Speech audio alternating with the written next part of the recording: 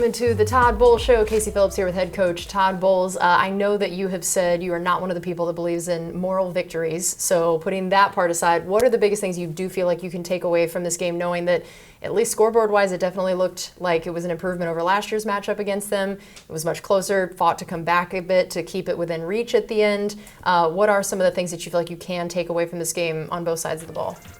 Again, we lost, so there's no excuse. But for us, we had our chances at the end. We got to execute better in the red zone. We got to come out from the half and play better third quarter defense. So that's where the game was with me, and that's what I take out of it. Defensively, we got to play better. We can't give up a 3-play, 98-yard drive, and then we got to punch it in at the end to give ourselves a chance.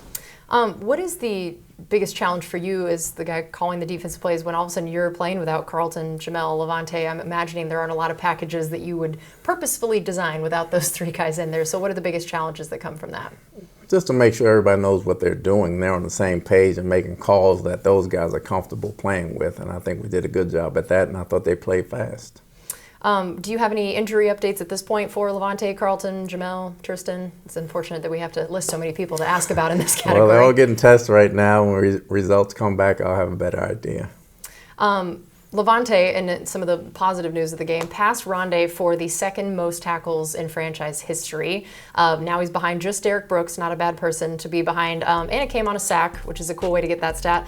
What does that stat say to you about Levante? His longevity, the way he keeps himself healthy year in and year out, the way he prepares, the way he gets ready for ball games, it says a lot about mental preparation for the young guys. He's a great example of how to play the game nowadays. He also had multiple tackles for loss, so he now has 5 games with multiple TFLs. That is the most in the NFL this season, and he's already gotten his highest season sack total since 2018. So what is specifically working well for him in both the sack and tackle for loss category this year, even compared to maybe the rest of his career?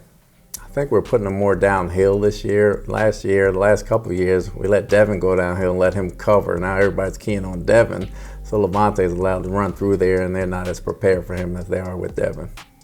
And so the secondary, I know there were some struggles, even before you lost, Jamel and Carlton. What were the biggest things that you feel like weren't working well for them?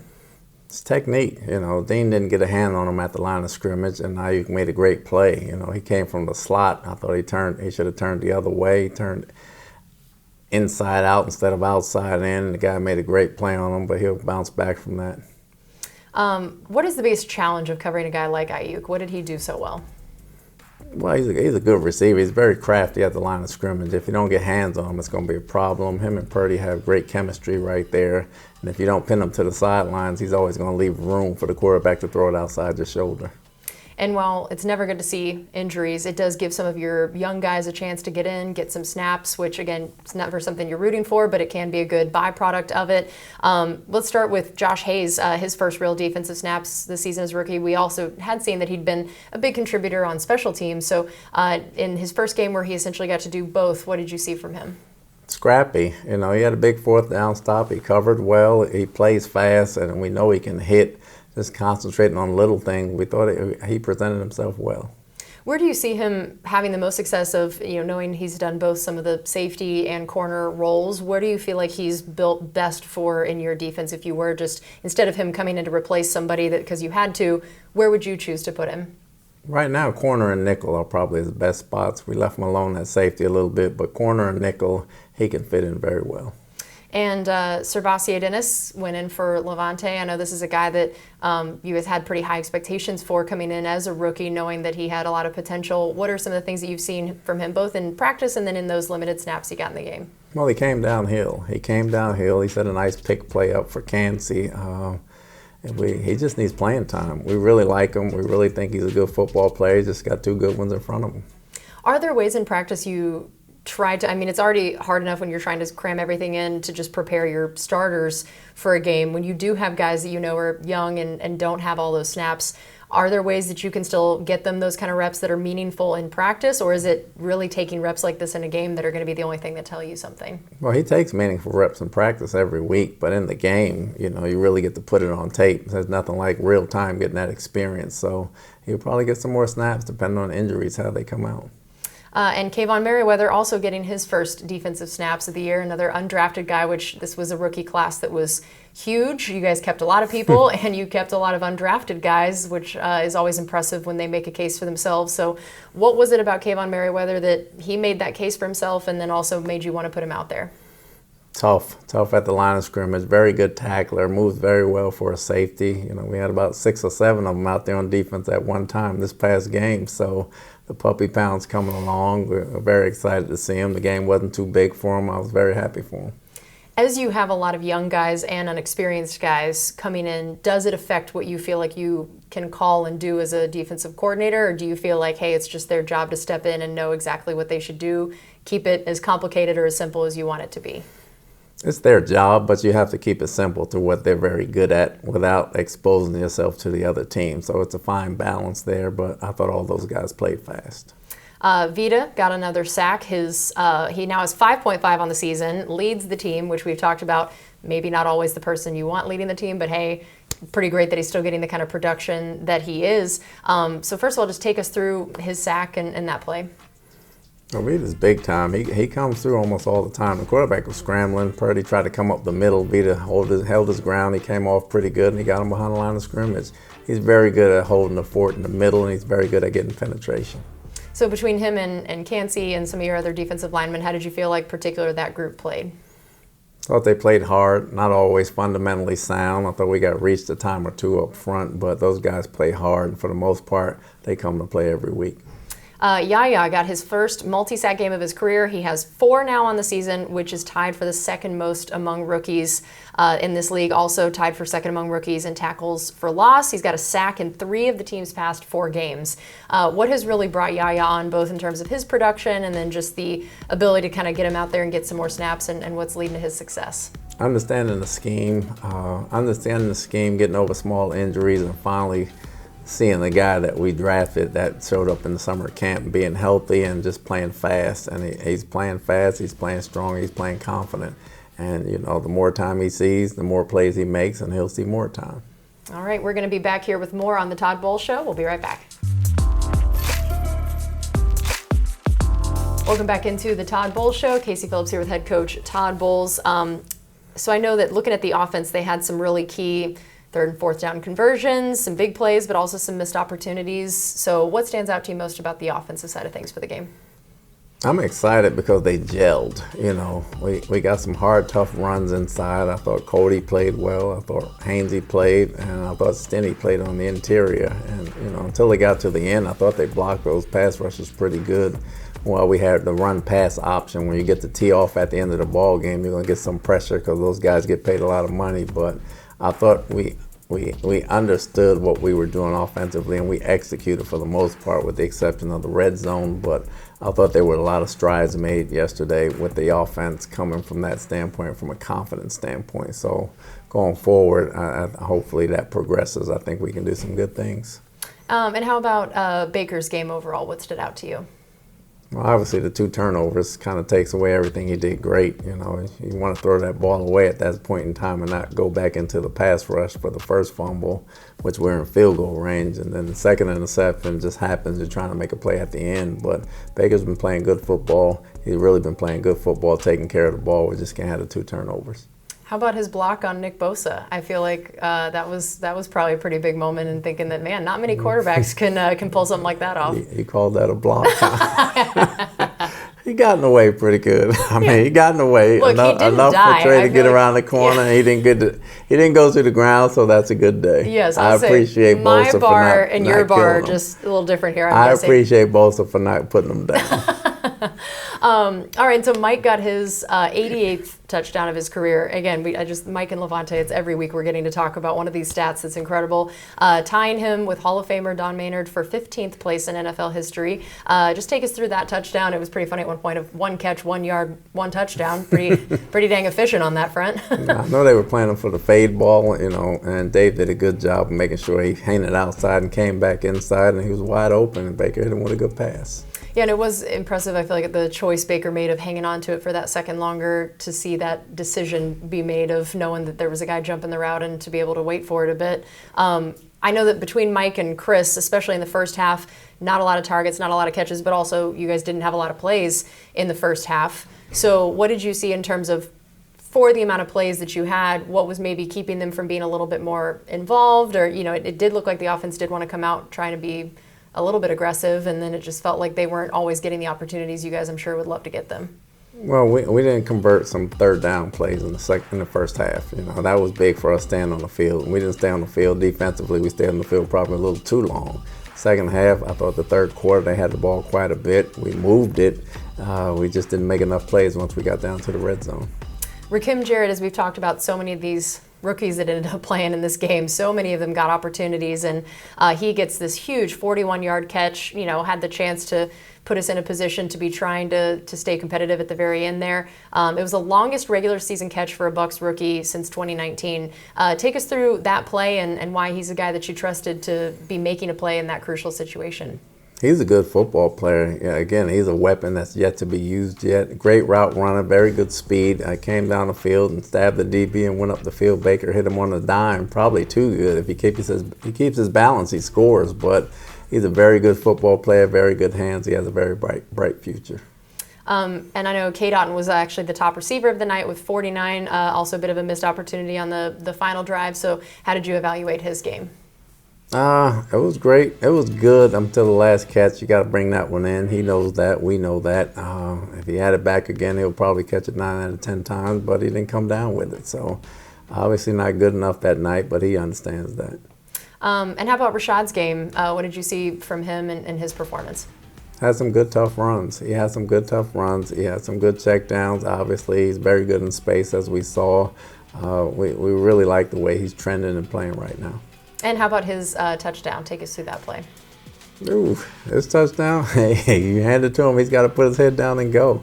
Again, the interior three were moving some people, so it wasn't hard for him to get it.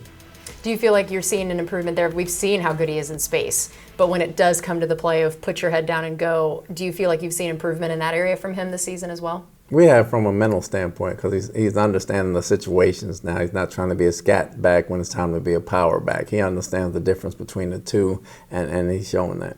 All right, we have more coming up here on the Todd Bowles Show. We'll be right back. Welcome back into the Todd Bowles Show. Again, as we've talked, so many times on the show about how many rookies there were. I feel like the average age of guys making plays and doing things in this game was wild. Palmer gets a really tough catch at one point in traffic. It was a great grab for him. What do you feel like is the areas that you're most proud of for him, the things that you see him really contributing to this offense? Really, his blocking has been incredible. His blocking is very good. He's very tenacious when he's a blocker. He goes up and gets the ball very well. He has to learn to go up and get the ball and put it away. I think he's leaving it out there a half second too long where the DB can knock it out. When he gets his hands on it, he's got to put it away in a tuck position so they can't strip it. And Devin Tompkins, man, a 51-yard punt return, longest by a Bucs player since 2015. Tell us what you saw from that return and what he did well. He gave us a chance. He went one way. They blocked it up pretty good. He had daylight on the other side, and we know Devin can run. He gave us a chance to put us right back down there in the red zone where they stopped us on 4th down and gave us a chance to get 6 points. And we saw that he had a 17-yard end around as well and showed some good patience waiting for Cade's block in that as well. Where have you seen his growth in terms of not just the return game, but then also as a receiver out there, either some run plays, some receiving plays? What have you seen from him? Understanding the different positions between the Z, the X, and the slot, and just can go on to line up anywhere. He couldn't do that a year ago. Now you can put him in anywhere. He can play any position. He's tough. He's feisty. He understands the offense very well, and he's playing fast. And I know that Justin School had to come in for a few plays for Tristan. So for you, I know that, again, of all people you don't want to replace on this team for any amount of time, Tristan's probably pretty high up there on the list just because of how good he is. But how did Justin do in his time stepping in for him? He did good. He had 2 plays. He didn't get much action. He did his job, and Justin's been having a heck of a weeks of practice, and we really like him if he has to go in. And this was the first time all season that Tristan finally did give up a sack after he had been hurt, which makes sense. To the fact that he had moved positions and had not given up a sack to this point, what have you seen of the way that he's handled this transition, and maybe does it even exceed what you guys would have expected from him? I think it does. If you know Tristan, he takes it as a huge challenge, so he wants to be the best at everything. So he's going to work hard as he can to be the best left tackle he can be. And, he makes it look easy, but he puts in a ton of work. He puts in tons of work to get that position right. Really like where he's at. And we saw Jake pin them at the 2-yard line with one of his punts, something that we've seen him do. It feels like more this year than last year, where we had seen from day one. He has the leg strength, no doubt about it. Do you feel like you've seen an improvement in his pinpointing, his accuracy, his directional punting? We have, especially from his left side. He's very good getting it to the right, but he got that one out to his left side, which is impressive because he hadn't gotten that last year. What did you see from the special teams play overall? We tackled well. I thought we tackled well. We gang tackled. We blocked on the return well, and I don't think we really gave up a big one. We can get better return. We can get better return yards on the kickoff return, but the punt return was well. All right, we have one more segment coming up here. We're going to look ahead to this upcoming game against the Colts. We'll be right back. It's time for our final segment here on the Todd Bowles Show. Now we are going into this game against the Colts, which originally earlier in the season, you think it's Anthony Richardson, ends up getting hurt. Now you have Gardner Minshew, not a terrible replacement in terms of backups. He's got a lot of experience. And so looking at the two of them, what are the things that stand out of what could potentially be different about a Gardner Minshew-led offense for them versus Anthony Richardson? Again, like you said, he has more experience. He can put the ball down the field and read defenses more. He's probably ahead mentally, so they're more comfortable running the offense. Richardson was a dynamic sized guy that you have trouble bringing down and worry about the quarterback runs. Not that Minshew can't run, but he's smaller of stature and he's probably not as fast as Richardson, so they run the offense more from a professional level that way, but he can find the open receivers and he knows how to hand it off to Taylor. And then, of course, that was my next question. Jonathan Taylor, definitely a guy that can be a dynamic playmaker. What stands out to you about his game and the way that you guys are going to have to face him? Size and speed. Size and speed, very good one-cut, two-cut runner. Humongous offensive line led by Quentin Nelson. They do a very good job up front freeing those guys up. How about the rest of their offensive weapons? Who else stands out to you? Pittman. Michael Pittman does a great job. Great size, great strength, great power, outstanding catch radius, so he's going to be a problem. And how about their defensive front? What are the things that stand out to you about them? Very opportunistic. They can get to the passer. They're very underrated. They can get to the passer at all times. They can do it with 4, they can do it with 5, they can do it with 6, but we got to make sure we do a good job keeping Baker upright. And what are the challenges for that as an offense when you know that they can get pressure with any kind of combination of fronts up there? What does that change about what you guys have to try to do? It doesn't change anything. We just got to try to keep them balanced and keep them honest where they can't tee off on us. If we can do that, we'll be okay. And how about their secondary? Who are some of the playmakers back there and what you're going to have to know? They all 4 or 5 when they go nickel have eyes on the ball. They are very good zone eye contact going after the football guys, and there's not one that stands out that doesn't go for the ball. They do a very good job of being opportunistic. When the ball goes in the air, you almost see it like at the same time. They all go to the ball, so they're coached very well that way, and they get after it. Knowing that they're coming off a bye, does that ever change anything in your mind of preparation of just what it's like to face a team when you know that they've had longer to prepare, that they've had longer to rest? Does that ever change anything from y'all's end? No, it doesn't, because you can't put in a new scheme, and you're going to have 4 or 5 days off anyway, so it's going to be right back. They might be fresher, but, you get used to the grind and used to playing. You want to keep playing.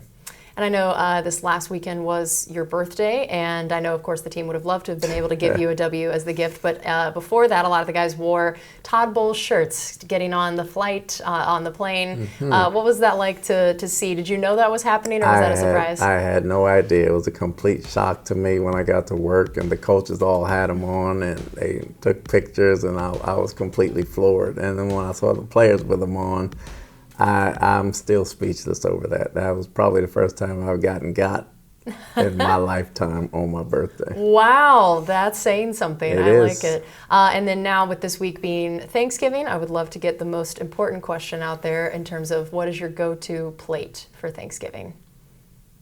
Sweet potato pie. And that's it. The whole meal. That's all it takes. I like that. That's it. Commitment, when you have the one thing that you know that works, stick with it. That's it. That's great. Well, Coach, thank you as always for your time with us. We really appreciate it, and good luck against the Colts. You got it, Case.